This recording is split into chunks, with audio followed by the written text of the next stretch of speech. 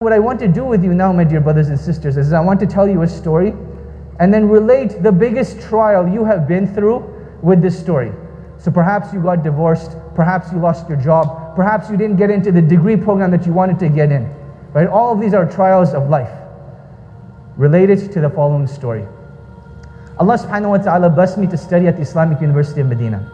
And when we graduate, we don't have like graduation ceremonies, but rather what we do is we go to Mecca and we perform Umrah. So this is the story of a colleague of mine who graduated from the faculty of Hadith.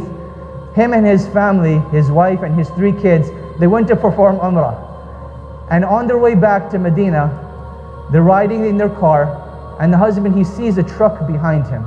And this truck is going really, really fast, like 120 miles per hour. So you can imagine like an 18-wheel truck zooming down the highway.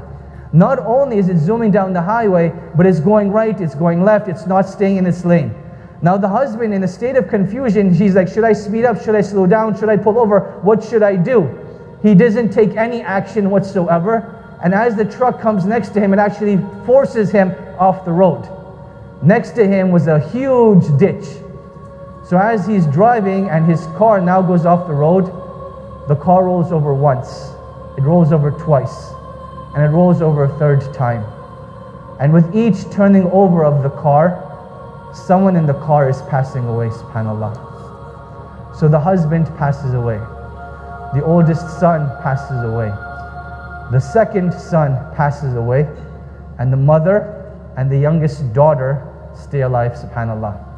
Now the youngest daughter, even though she's sitting in the back in a car seat and she has her father's seat in front of her, she's in critical condition. She's cut up, she's bruised, and there's like a lot of problems going on with her.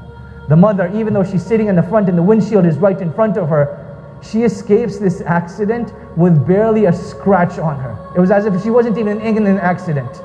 But the miraculous thing and the strange thing about her though, was that she didn't have any recollection of what happened. The ambulance came, took the child and took the mother, and the mother had no clue what was going on. She couldn't remember her name, couldn't remember her husband, couldn't remember anything. So they keep her in the hospital for 2 weeks. And after 2 weeks they decide, look, we can't keep her anymore, her condition isn't improving. So some of the other sisters from Canada, they came and they took her from the hospital and took her back to one of their houses. They had lunch, they had tea, they're having dessert. And as this is going on, one of the sisters decides to tell her what happened. Look, your husband was studying, he graduated, you guys went to perform Umrah, and on the way back you got into an accident where your husband passed away, your 2 oldest children passed away, and your youngest daughter is still in the intensive care unit. Now even though she had no recollection of this story, her motherly instinct kicks in, and she's like, what am I doing here? Take me to the hospital.